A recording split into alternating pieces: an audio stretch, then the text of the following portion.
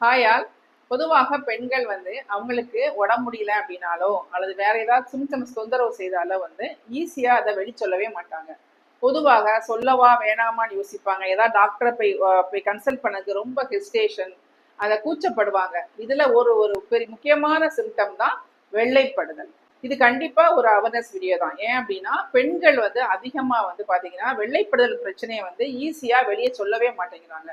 School going சில்ட்ரனுக்கு பார்த்தீங்க அப்படின்னா 10th +2 படித்த பிள்ளைங்க, 11th 12th படிக்கிற பிள்ளைங்கலாம் ரொம்ப ஸ்ட்ரெஸ் ஆகுறாங்க.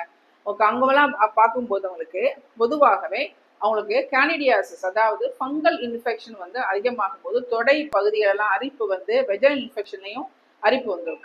அது ஒரு காமனான ஒரு காரணமா இருக்கு. அதை யார்ட்டையுமே சொல்ல முடியாம தவிச்சிட்டு இருப்பாங்க. புரியுதா உங்களுக்கு? இன்னும் ஒன்று அடுத்து பார்த்தீங்க அப்படின்னா அவங்களுக்கு பெல்விக் இன்ஃப்ளமேட்டரி டிசீஸ், அதாவது அவங்களுக்கு கூபக எண்பு, அதாவது பெல்விஸ்ல உள்ள ஏதாவது ஒரு ஆர்கன் ஒன்றுல அவங்களுக்கு நீர்ப்பை புண்ணாய் இருக்கலாம், அல்லது ஆசன வாய்ப்பகுதி புண்ணாய் இருக்கலாம், வெஜனல்ல ஒரு இன்ஃபெக்ஷன், ஒரு பாக்டீரியல் இன்ஃபெக்ஷனா இருக்கலாம், ஒரு ஃபங்கல் இன்ஃபெக்ஷன் வந்திருக்கலாம். இந்த மாதிரி வரும்போது அதிக அளவு ஒயிட் டிசார்ஜ், அதாவது தயிர் தெளிவு போலவோ அல்லது சின்ன சின்ன சளி மியூக்கஸ் மாதிரி போலவோ அல்லது பேட் வைக்கிற அளவுக்கு சிலவங்களுக்கு ஒயிட் டிசார்ஜ் கம்ப்ளைண்ட் இருக்கு.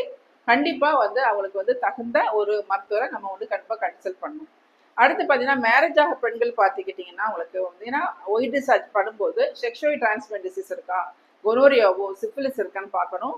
கர்ப்பப்பை வாய் தொற்று முக்கியமாக பார்த்தீங்க அப்படின்னா அதிக அளவு ப்ளீடிங் ஆகிட்டு பார்த்தீங்கன்னா பஸ் அதாவது ஒயிட் டிசார்ஜ் கூட மஞ்சள் கலந்து அந்த மாதிரி ஒரு மாதிரி ஒயிட் கலந்து வரும். அப்போனாவே நம்ம நினைக்கணும் நமக்கு கர்ப்பப்பை வாய் தொற்று இருக்கான்னு கண்டிப்பாக நம்ம பார்த்தாகணும்.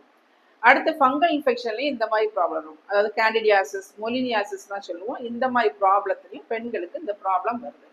போஸ்ட் மெனபாசல் உமனுக்கு எடுத்துக்கிட்டீங்க அப்படின்னா ரொம்ப காமனாக அவங்களுக்கு வெஜினல் பிஹெச் வேல்யூ மாறும்போது ஈஸ்ட்ரஜன் ஹார்மோன் குறையிறதுனால அவங்களுக்கு அதிக அளவு வெஜினல் இன்ஃபெக்ஷனுக்கு காமனாக ஈஸியாக தொற்று வந்தது. அவங்களுக்கு ஒரு பாத்ரூம் போனால் நமக்கெல்லாம் ஒன்றும் செய்யாது. ஆனால் போஸ்ட் மெனபாசல் உமனாக இருந்துச்சுன்னு வச்சுக்கோங்களேன், அவங்களுக்கு ஈஸியாக ஒரு ஃபங்கல் இன்ஃபெக்ஷனோ கேண்டாஸ் இன்ஃபெக்ஷன் ஈஸியாக வந்துடும். அதே மாதிரி நீர்ப்பை தொற்று, அதாவது அந்த அவங்களுக்கு நீர்ப்பை பெண்களுக்கு பொதுவாகவே அனாட்டமிக்கெல்லாம் நம்ம பார்க்க போனால் அவங்களுக்கு நீர் போகிற குழாய், அதாவது யுரேட்டர்னு சொல்லுவோம், அது ரொம்ப ஷார்ட்டாக இருக்கும் ஜென்ஸ் கூட கம்பேர் பண்ணுவோம்.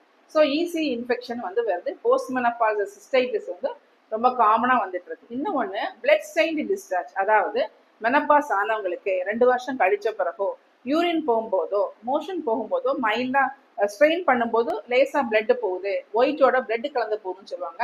இது ரொம்ப ரொம்ப கவனமாக கவனிக்க வேண்டும். நம்ம கர்ப்பப்பை உள்ள லேயரில் உள்ள எண்டோமெட்ரியல் ஹைப்பர்பிளாசியாவும் இருக்கலாம், எண்டோமெட்ரியல் கேன்சராகவும் இருக்கலாம், கர்ப்பப்பை வாய் புற்று அதுக்கும் ஒரு சான்ஸ் இருக்கு. ஸோ கண்டிப்பாக ஒரு தகுந்த மருத்துவங்களை தவறாதீர்கள். நன்றி.